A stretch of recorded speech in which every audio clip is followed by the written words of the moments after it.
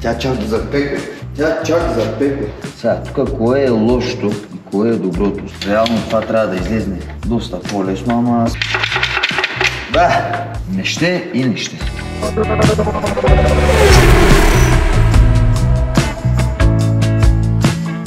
Здравейте, скъпи приятели и скъпи наши последователи! Вие сте с канала на Ами Моторспорт. Днеска сега набързо ще видим как се подменя верижно задвижване при N42 и 46 агрегатите на BMW.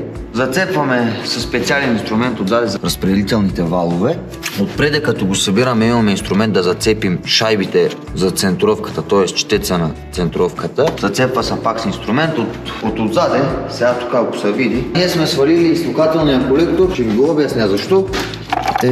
Тук долу е зацепването на коляновия вал, както се вижда и го. Там имаме един друг инструмент, чийто инструмент зацепваме самия маховик на автомобила. Нали, ако е с съединител ръчна скоростна кутия, маховика, ако не, зъбното колело за стартера, за да може и този болт да го развием и да го стегнем, тъй като тук вече нямаме шпонки и всичко се случва с стягане. Взимаме си обтегача. Сега ще видим как се случват нещата. Защо ние сме му свалили излокателния колектор, сега ще ви го обясня. Колата, като пристигна при нас, пристигна с проблема, че сутрин на студен старт имаше прекъсване.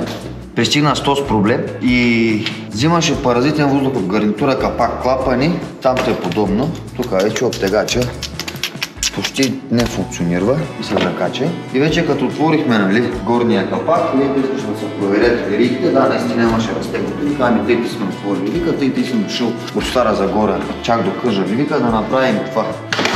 Махането на смукателния колектор и там имаше издишване на смок теста. И заради това отворихме и капака. Тук имаме сега. На цилиндровата глава и на блока имаме общо 3 тапи за развиване, където са с осмичка 6 грам. След като развием тапите, имаме достъп до болтовете, които закрепват плъзгачите на веригата. Развиваме ги и тях, за да може да си ги изкараме, евентуално. Знам, че няма да е много дълъг клип.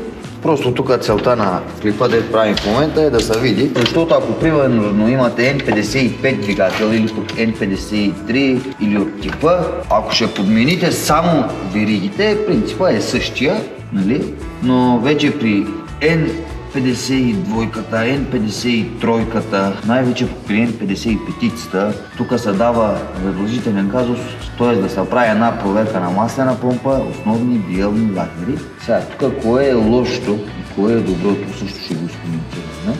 Само да си мани всичките крепежи на плъзгачите сме взели. Сега си взимаме долна дивидия и тя чак да запекне. За да вадим за пекното.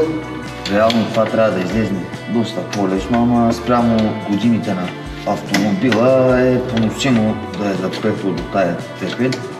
Как ви го казвам, тук нямаме шпонки, всичко е на стягане, просто запчатката се е залепила вече за болчето отвънка и както виждате, директно идва с целия плъзгач, което лично мен не ме задоволява. И тук вече само се молим за едно, да нямаме счупване в... Ама той да имаме счупване пак няма притеснява, защото, нали, ние тук заради течове на масло ще му свалим и картерното корито на автомобила, ще му се подмени гарнитурата, защото има обилен теч. Но в противен случай, ако няма да сваляме картерно корито, ще е голям гаф. Ето са, вече сме си свалили. Долу да го набия един болт, за да мога да го хвана. Да мога да го захвана с болтове. Не ще и не ще. Да, сега до каква степен само запекла, че да не излиза. Сега, тая запчатка по някакъв или друг начин трябва да я... Влиза и тук и вече като разтегне, обаче тук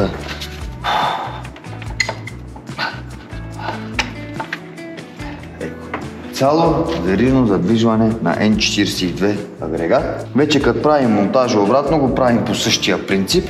Сега, като си слагаме вече верижното задвижване обратно, правим по същия принцип. Полагаме си новата верига, слагаме си долната запчатка, отгоре са ни ванусите. Тук сега внимаваме на едно нещо много и гледаме надписите на ванусите. смукателен ванус и спускателен ванус. Това е нещо много важно, на което трябва да обърнем внимание. След което извършваме монтажа на новото верижно задвижване, сягаме си болтовете по дадени килограми и нютони. Нали? Плюс градуси, тук 90% ги дават в нютони и градуси. Тук сега полагаме веригите, както го виждате, не са подменяни с времето и годините, те са си оригиналните още на колата и е нормално да се износват вече за тъс пробег от време и да се разтягат. Защо? Пък реално сменяме зъбчатките. Като вземаме комплекта на верижното задвижване, имаме два варианта, да си го вземем с нова зъбчатка, нали? Или да си я вземем без зъбчатка. Обаче, както виждате, с времето зъбчатките почват от износване да се заострят и стават причина да се къса веригата. Заради това задължително го подменяме и много ще се внимава тая страна да гледа към вътрешната страна на мотора, т.е. към коляновия вал. Защо? Защото зад нея имаме още една зъбчатка, която е на маслената помпа. Ако я сложим така, веригите се притиснат. Така че, скъпи приятели, благодаря много, че изгледахте този кратък клип. Бъдете живи и здрави и за още видеа се абонирайте за YouTube канала и се тъгнете долу в коментарите. Чао!